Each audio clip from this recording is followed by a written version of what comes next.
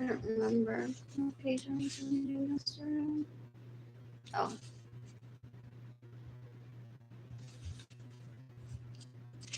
this page that I'm on.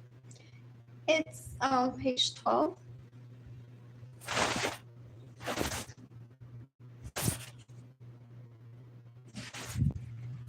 I'm on page 12 of this book. It's the fixing that makes you happy, nothing you can work on. It's how you are.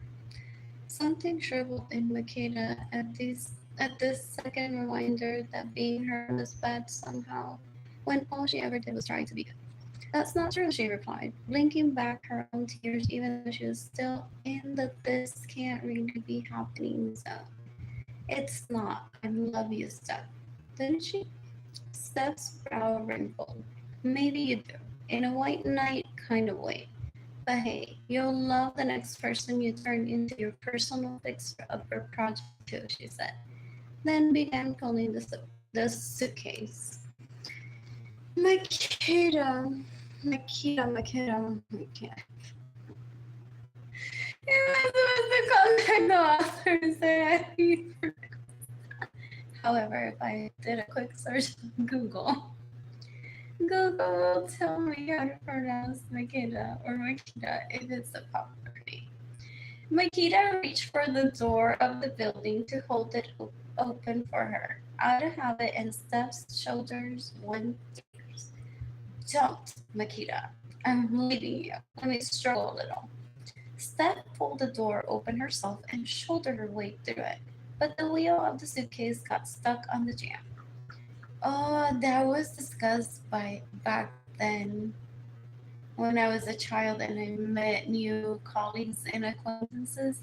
They're like, how is it that you can read English? You're like, I just read this book and I just read this book, and you perfectly understand it. You are so afraid of speaking English to your parents abused you were your speech impaired. What else? What else? Where was I? But the wheel of the suitcase got stuck on the jam. Nikita reached out and held the door against the wall so the suitcase would fit through. Steph didn't say anything, but as she walked off her shoulders, kicked away they did when she cried in earnest. Makita, this is Makita to me. Watch as she turned and walked down the street without looking back. What a day, she said quietly to herself, then pressed her teeth against her trembling lower lip. What a day. This is a great angle for me too. I'm just pointing that out because in $4 some people are observing for future reference. Chapter 2. That's why I'm not embarrassed. I mean, I am embarrassed to show myself this way because I not only I didn't have to work to be dollar stable, but I should be dollar stable without working. And however, I try so hard, and my family of origin just steals from me and abuses me.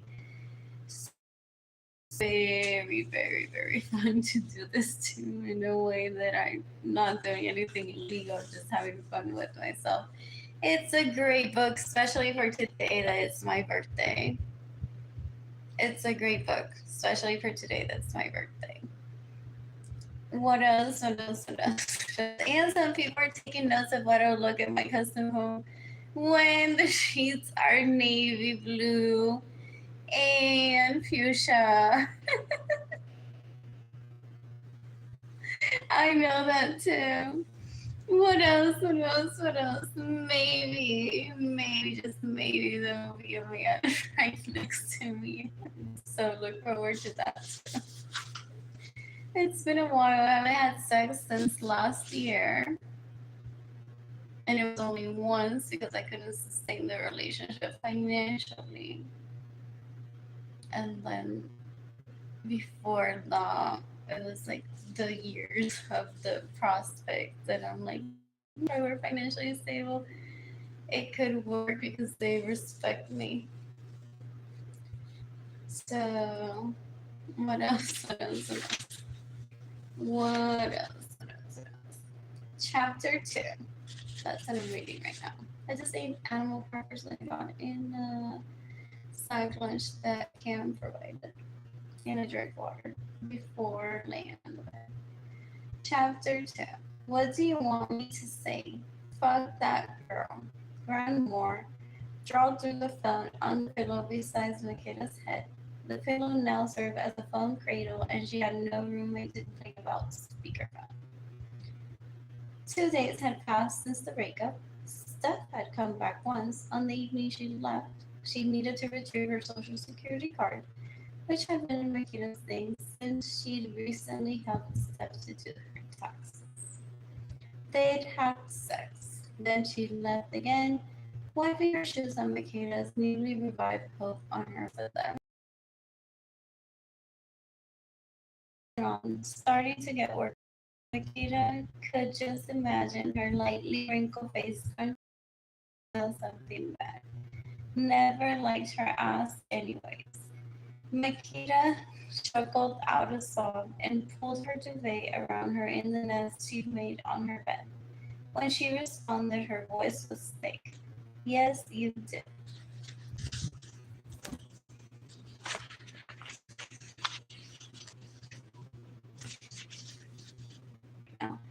Well, she made you cry, and now I don't like her retroactively. Granmore sighed. Why don't you move back in here and help run the Golden Crown this summer? I'm getting too old to do all this cleaning and smiling at these tourists. And I keep forgetting to book reservations and update spreadsheets. You know the shit you love to do. Besides, the guests in Kojak are happier when you're here at the B&B, and I think you are too. I don't know why you moved out to begin with. Makita had moved out to please Amber, the girlfriend who dumped her a week before she'd met Steph. Amber, who is currently ignoring her since sending her last text. You're the one who offered to consign the loan. You made the business plan even when I was doubtful. You kept saying it was no problem. We figured it out. Well, now it's your problem.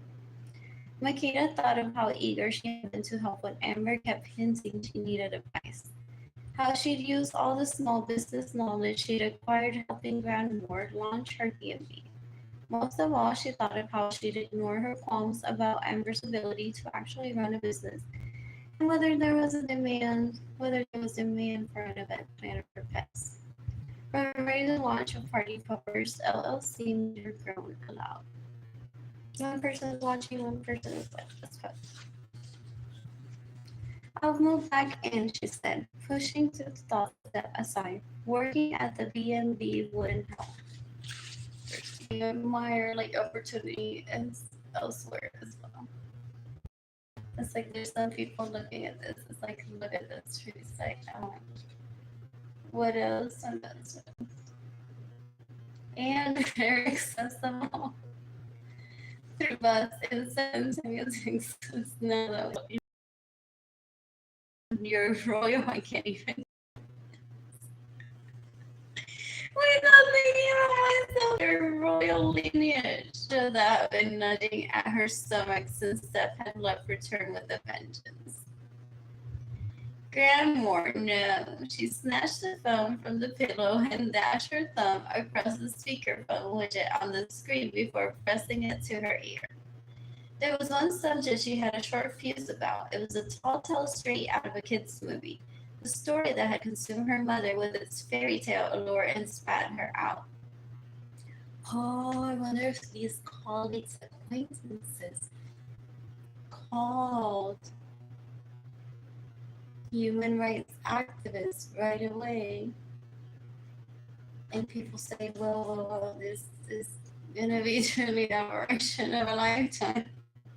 And it's not hers. However, if we get footage of her speaking English fluently one day and her having said that she reads English books and her parents go on bragging about that, then we have a case of we can seek for her parents and her siblings and her relatives to go to jail. What else? So read a few more pages of this book and take a nap. I'm heading downtown with my canister and my slime leader.